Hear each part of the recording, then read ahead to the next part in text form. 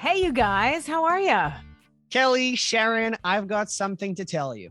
Oh, good. I'm doing great. You want to know why? Yes, please. Because last night I saw Elton John at the Bell Center here in Montreal. No. Yes. How is that possible?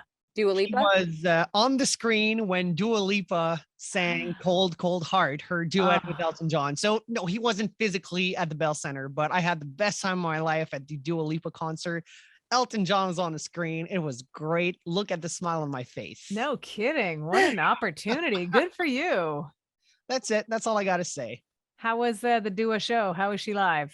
Dua was amazing. She was so sexy. I mean, Ooh. she looks good. She looks sexy, but in person, wow. Really, eh? You know those artists that show up on stage and they genuinely look like they're happy to be there Yes. and they're happy to just give out a show and rock those dance moves.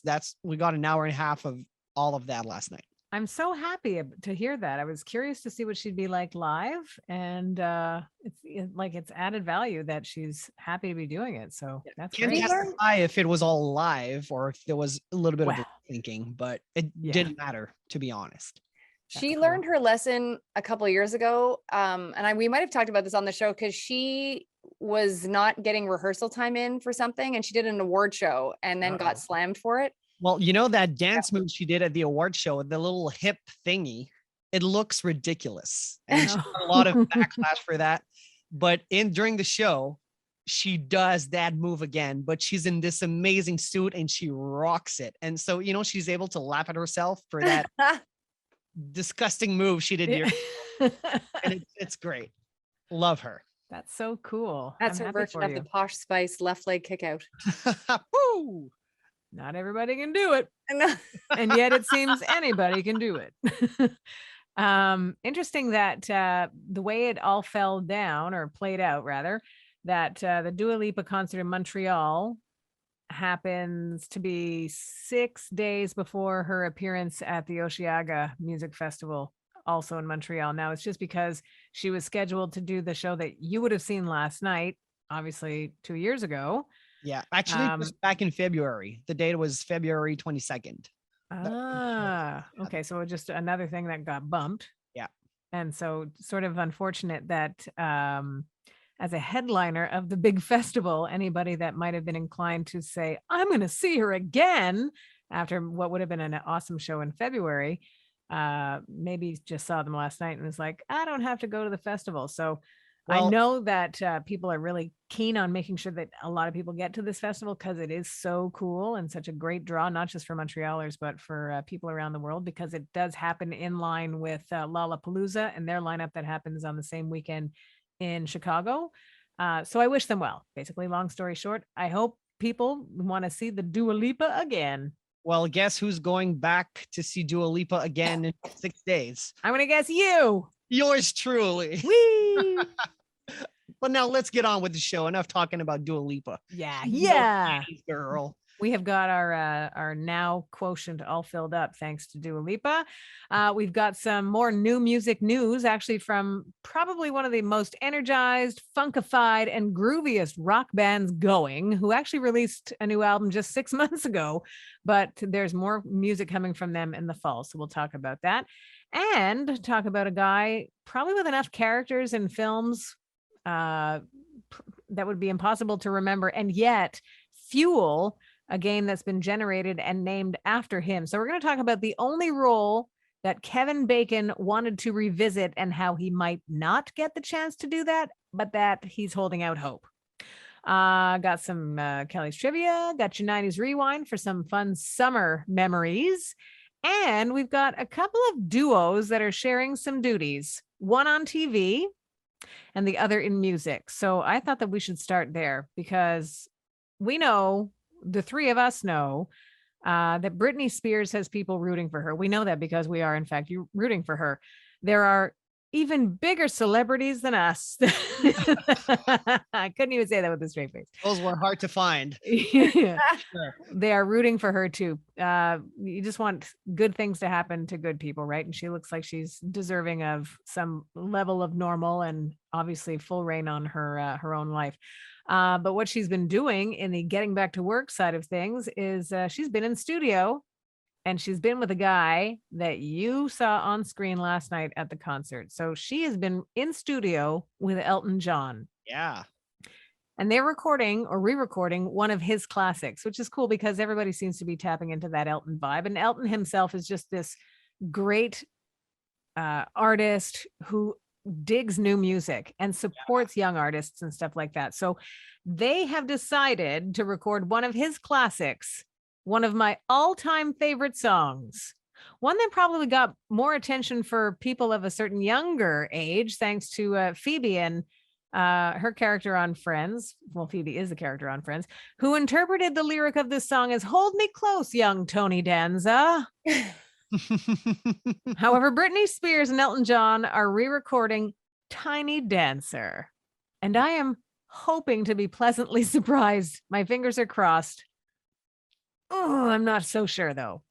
Well, Andrew Watt is the producer on this apparently, and he is like the master guru of all pop music these days. So if there's a chance of it being amazing with his hands in it, we're good to go. Well, if they can do what they did with Dua Lipa and her cover of Elton's song to make it something completely different and yet familiar at the same time, like I said, I'll be optimistic.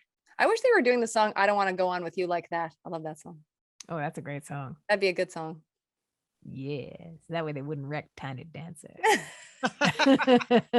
Sharon is nervous. Sharon is nervous. Things are going to end well with this. I am. I really am. So that's where we start for today with a little dose of Britney Spears and seemingly a double dose of Elton John, which is nice. Mhm. We're going to talk about the other duo that has more to do with TV after we get in to do some trivia. Let's do it. Kelly, you're ready? Ready? 90s. Now, trivia. Bing bong. Bing bong. So because this is our last show before the break, I'm making Yes. sure to work on your brain cells. Oh, thanks a lot. Does that mean just- those are going to be hard? Great. Yeah. Super fun. Yeah. And it's funny because Rachel, our listener from Australia, as we've Rachel. talked about on the show, she often comments on YouTube. And by often, I mean every episode. Thank you, Rachel. But she mentioned something. She's like, because I think there's been a few questions about Australia and Australian like politics or whatever. And she's like, how come I don't know any of this? Because you're living your free life, Rachel. Enjoy it. Exactly. I can tell you that this particular news and politics question is not Australian based this week. So here we go. Crikey. Crikey. What's your New Zealand one again for Ginger Bear? We'll need all hands on deck. And again, it's because there's a couple of New Zealanders on the Below Deck show on Bravo. Got it. So that's why it's always going to be sailor speak. In 1993, secret peace talks between Israel and Palestine took place in which European city? Heads up, not Australia. Go. Adam. Go, Adam. Zurich in Switzerland. Zurich. Oh, no, but good guess. That's actually a really good guess. Yep. Thank you. That's all I can do. Impressive. I like that. Yeah. I'm going to guess Austria. Oh, I thought you had it there because you were heading in the right verbal direction, but then no. Oslo. Yes. See, you just have to sound it out. If someone gives you a clue, take it. Yeah. Oslo. That even sounded uncomfortable for you to get that. It was. So it's Yeah. accurate. Where is Oslo? Is that in Sweden? Norway. Norway. Oh. Yep. And I would like to mention that as we've discussed, some of these, questions actually have like 90s speak or, exciting exclamation marks. But I guess because Encouragement. this was a serious topic, it was just Oslo. Wow. Say too. Yeah. All right, I think you guys have a chance with this one. And forgive me if I've asked it before, because I have another one if I didn't, but I didn't want to blow this if I had asked it or hadn't asked it. In which country was the 1994 FIFA World Cup held? 1994. Great, I didn't ask this question before. You may have. And we might not have known it then either. Sharon. Go, Sharon. Canada. Nope. No. Wow. I'll go for the UK, but that can be right. No, the US actually. They faked us all out with that. Yeah. Wow. 1994 World Cup, FIFA World Cup 90. I was in the US, which I can't remember what city that would have been in, but Ooh. there we Wow. are. I wonder if it was in multiple cities. Do you think? Probably not. Probably one city. I guess it depends, eh? Because they do it in a couple of cities that are sort of within. Yeah, like when they were in Proximity of each Africa, other. was it 2010? Didn't they have a few different cities when they were in Africa? I appreciate that you're asking me this question with some level of implication that I would know. You But screamed you are football. the well, Sharon. you are the soccer player in this collective, Kel. So there were some games played in New Jersey, Orlando, Palo Alto, Wow. Washington, D.C. Oh, so they did move it around. That's kind of in the same area. It's at least in the same time zone, I think. Well, not Palo Alto is in California. Well, I take it back. Yeah. The others are in the same time zone. Well, you know what? Before we talk about TV and the duo that's getting their thing on, we want to make sure that you know that one of the greatest choreographers of our time and our very own Kelly Alexander have a cool experience called Just Dance, which is about, you guessed it, just dance, just dance. And not the Gaga song. Yeah. Music. Well, you know what? They gave us a sneak peek at what their show's kind of like, and you can still find that on YouTube. So when you get all set to subscribe, you'll know exactly what you're in for, which is Just Dance. Gonna be okay. Just Imagine getting to talk to someone who was so instrumental, physically instrumental in shaping how music looked, Mhm. you know, to determine how people maybe conducted themselves in the clubs. But certainly that whole idea that music videos are this complement to the music, that they're, I mean, technically two separate creations, that Tina is such a force within that realm, that and that she's Kelly's friend.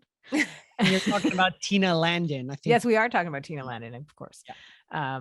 Full name, like, because I spent some time with her one time. She's just Tina to me, okay, Adam? Just Tina. So yeah, you'll find that on YouTube. Get a sneak peek of what they streamed live the other night, and get set to enjoy it, because they're going to be taking on some really cool other big names on their show. So Yeah, I actually can now announce that we dropped our names for July, like our because you do have to subscribe if you want to watch Just Dance, but not the live stream. So if you do go to youtube.com/Kelly Alexander Show, you can watch the live stream that we did a week ago. And it was great because we were only supposed to be on for half an hour, and it was going so well, we did an hour. Oh wow. Because we had so many people interacting on the chat feature. Nice. Asking really great questions. And so Tina was gracious enough. Like, I asked her when we hit 8:30, I said, can we keep going for a bit? And she's like, yep, let's go. So we did another half an hour, which was great. And the fans were amazing with such great questions. And then, yeah, so then we did announce at the end of the live stream that our guests for July are Nick Flores and RJ Durrell, and they are currently Pink's main choreographers. Ooh. Yeah, and they also did Katy Perry's Super Bowl performance. Wow. Wow. Yeah, so these That's are pretty cool. big dudes, and they actually just did two. I don't know if you saw a couple of months ago, Step Into the Movies with Derek and Julianne Hough. That was like a promoted show. Yep. They were behind that. They also were on that CBS show Come Dance With Me. That also ran. Oh, that was so fun watching that show. Yeah, so they're behind that show as well. So and Nick danced with Janet on the All For You tour back in 2001, and RJ helped choreograph for Madonna amongst other things. Cool. So it's a really cool interview. They're so gracious and such fun guys. And and they spent like over an hour with us. So you can get it if you go to Just Dance. So it's hy.page/Kelly Alexander Show. And that's where you can subscribe to Just Dance. Cool. hy.page/ Kelly Alexander Show. Sweet. Yeah. Cool. Well, continued Just Dance luck, Kel. Thank you. I appreciate that. It's pretty awesome. So technically you would be are talking about that would be talking about a duo who's working together. And yet I am talking about Mayim Bialik and Ken Jennings. Yes. They work together, but separately, and will continue to do so on Jeopardy. They seem to have found their groove with the two of them sharing hosting duties. So as a fan of that show and a supporter of both of them, but I was really rooting for Mayim to find her space in that show. And I really think that she has. So I'm happy that they figured that out. Yeah, I think He's that's also going to be hosting Celebrity Jeopardy. Did you hear about that part? Ooh, Celebrity Jeopardy. That's where they dumb down the questions a bit. Yeah. I feel smarter. It's funny because I talked about this story on entertainment this morning on the talk station that I work for. And the host goes to me, he's like, I find like the questions have gotten harder lately on Jeopardy. Like, what about you? I said, I'm not smart enough for that. I'm like, my goal in life is to spin the big wheel on The Price is Right. That's about as much as my brain box can handle. Well, it's funny that I don't know that the questions have gotten harder, but the grasp is not as strong, you know, like I don't think you can blame the questions necessarily. And I remember seeing an interview with Alex Trebek probably like 6 years ago or so, talking about the whole process of putting the show together. And then if they would ever happen upon a category that, nobody got the answers right in that category, then they would readdress and go, okay, well, we got to consider this or fix that, or, whatever, like to tweak things to make sure that didn't happen again. And we've seen it that they just don't know the answers. And I've known the answers. And I'm not trying to, be self-deprecating or anything like that, but if I'm not getting on Jeopardy, okay? However, I think it's like a generational divide that you still have to study the stuff that's over here, even though you're really strong here, And they clearly sometimes they don't. They clearly test out the questions, right? Before it goes on the show. They read the questions and they ask around. They ask around. Well, Hey. ask around. I guess they have some focus groups where Hey, you want a question? Get over They here. go to the supermarket. everybody signs a bunch of NDAs and, okay, we'll test out the questions. They So- have to go through some sort of vetting process to make it seem like it's a viable category, and yet sometimes they don't. Captain Have you Crunch was noticed, an Sharon- answer yesterday, so Have you noticed, Sharon, seeing as how you watch the show? Because I actually really have not watched it since Alex passed away.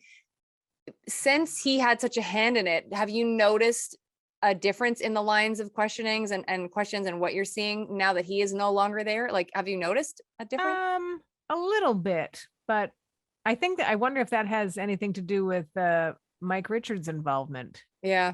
because he's not with the show anymore, right? Oh, he had to leave all of it. Right. So he was the one, for those that may not have been paying super close attention, he was the one that really did great in that audition process when they were trying people out. I thought he was my favorite of everybody.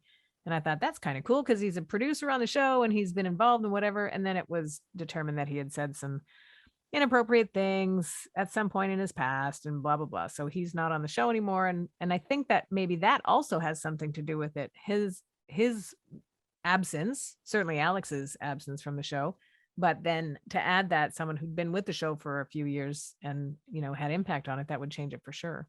Did you So, see when yes. LeVar Burton was? Because I never saw LeVar Burton's audition. How was he? I thought he did well, like really well. Like he's so nice to listen to, he sounds smart. I think that Ken Jennings is obviously very smart. I think he's really softened somewhat too. Mayim has, I think, come a long way, which is great because she had some crutchy things. And we look, I think, as radio people, broadcasters, we look at that stuff. We listen differently. We analyze differently. Mhm. We listen harder, I think. So it's kind of unfair. But I found that she's come a long way. And same with Ken Jennings. I've I think he's softened too. I think for a guy that's won so much and is so strongly associated with that show, you know, for being such a winner, that it didn't mean he's a broadcaster, you know, like you still have to have an idea of how to do the show. And I think both of them are doing a good job. So good for them that they get to stay employed. There's nice. that. Yeah. So we talked also about more new music coming from, what did I say? One of the funkiest rock bands going. It's the Red Hot Chili Peppers. And the fun fact is that it was just 6 months ago that they released their Unlimited Love album, which we had waited a little while for. And that brought John Frusciante back to the lineup, which is super cool because he was with them in the early 90s. And then there was a split and whatever. He's back. All good. The deal is, though, that going into the recording sessions for the Unlimited Love album, they had 45 songs ready to go. Wow. And so even if you were to do a double album, chances are you're not using all 45. So they've had some leftovers. And now at the end of October, we're going to get an album called The Dream Canteen. No, sorry, The Return of the Dream Canteen. So with all the leftovers from the previous album. Pretty much. They describe it as everything we are and ever dreamed of being.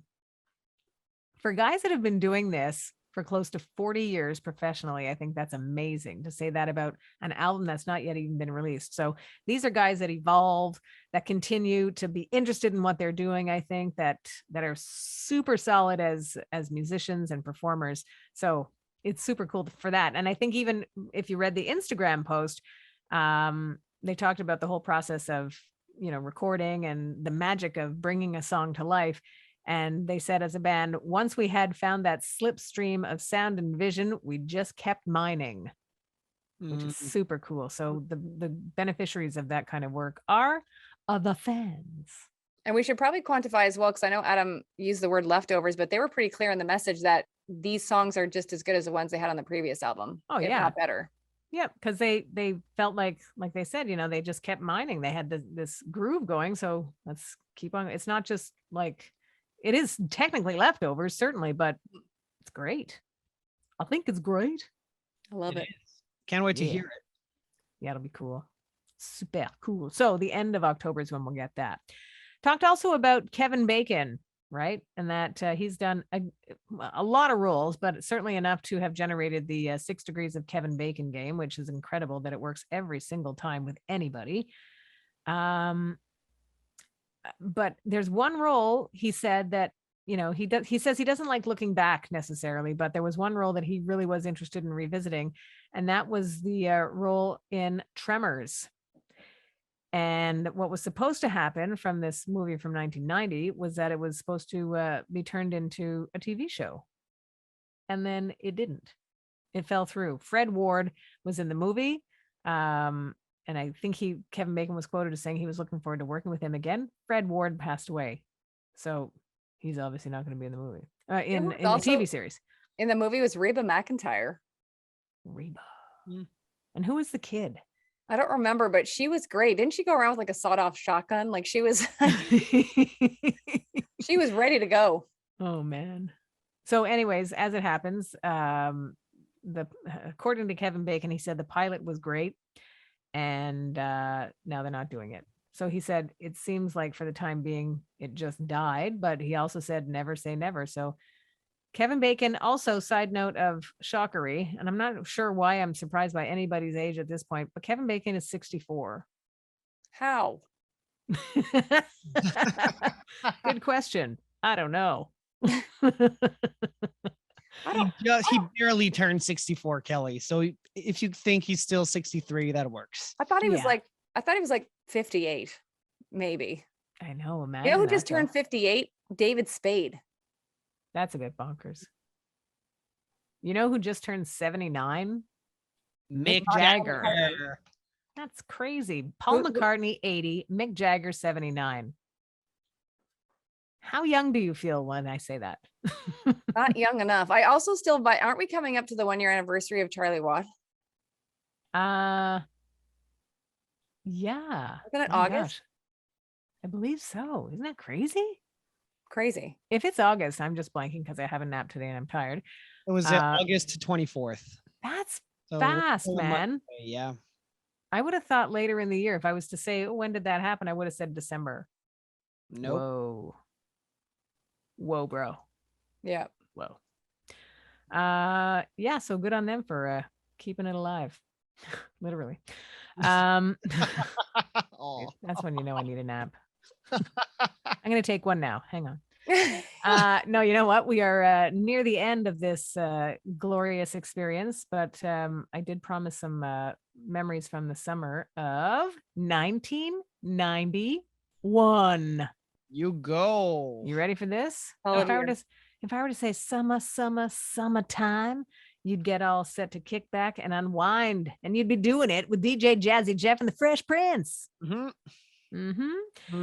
And along with the potential heat outside, Paula Abdul was really generating heat on the inside too with Rush.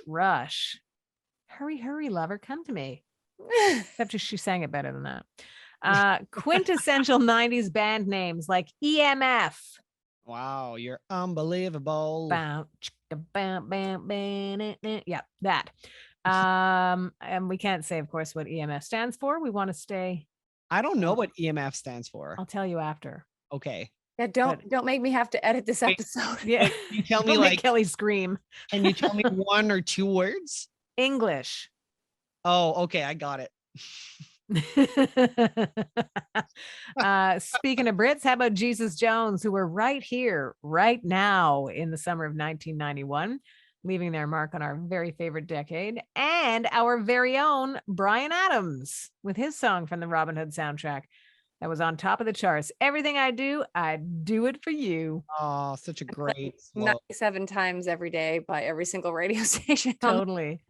Oh my gosh, big ballad, great song, I wonder great summer. how many royalties he actually got off that, like at its peak, you know? You know what? The 90s were great for him. He established himself in the 80s. That's for certain. He got crossover success. And by that, I mean success in the States or success outside of Canada with Heaven, which would have been in the mid 80s.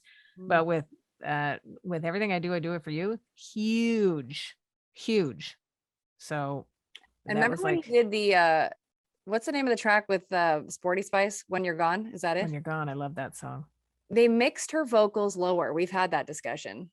So I could sing along. That's why I appreciated that they did that. It drove me bananas. I'm like, her vocals are lower than his. This is ridiculous. Like, yeah. Nope. Well, then remember also when they there was a greatest hits package that he released, and then he redid the vocals with Pamela Anderson. Oh, you're right. Which I didn't even sound different, so I don't know why they did it, but they did it. Mel Strange. C is the shiz. They should have kept her in. Oh yeah, she's great. She's the Yeah. version. And you know what? That's your 90s rewind, you guys. Thank you, Appreciate Sharon. that. The Before you last wrap thank you. things, Best of the season. yes, before Sharon wraps us all up and has the messages of importance to get out, 2 songs for you guys to check out. And everybody who's listening should check out. Yep. So Lizzo's album came out, Special. There's a Love song it. on there, which we may have discussed, called Coldplay, where she sampled Yellow from Coldplay. Did we discuss that last week? I can't remember. I don't think we did. Good. Oh my God. You have to listen to the song. You have to. It's amazing. And so that one. And then there's a UK artist named Jessie Ware, who is kind of like disco dance house girl. And she's just released a new song called Free Yourself. And honest to God, if you Ooh. don't like the song, something's wrong with you. Like if you need a song to work out to, if you need a song to pump in the car and scream out the window and have a good time doing it, this is the song. Cool. I have one for you also. Okie-doke. I just am blanking on the name. By Happier Than Ever. who? Kelly Clarkson. Oh, her version, that's her version of Billie Eilish. You wanna be seated for this song? Yeah, because it's from her karaoke album. Her delivery is down here, like super low and strong. And she hits this note somewhere in the middle that you're like, oh my God, just so good. Like if you needed a song to, release something that you've been hanging on to, this is the song. It's called Happier Than Ever. And it's, yes, the cover of Billy. And it's Yep. by Kelly It's Clarkson. so good. Kelly, so what good. were those 2 titles you mentioned? So Jessie Ware is Free Yourself, and Lizzo Coldplay. Amazing. And also we got a message from Shane. He would like to confirm that he does teach 8th grade American history, and he's a middle school basketball coach to the Green Waves. Woo! Go Thanks, Green Shane. Waves! Go Green Waves. Yeah. That's Sharon auditioning for a cheerleader spot on your team. Or the Shane- official announcer of Yeah, your- I'd probably take that. I've only got the one dance move. Did we mention that we were going to be taking a break? Just so that you know, we will be back after Labor Day weekend. hopefully. Labor Day. We stretch it out the whole weekend. Hopefully, yeah, God willing. But until then, we wish you a great summer, and thank you so much for finding us wherever it is that you do. If you want to revisit old episodes, feel free. We'd be fine with that too. But we appreciate that you're listening wherever in the world you are, and for letting us know wherever in the world you are. So thank you very much for listening to 90s Now. Still happening.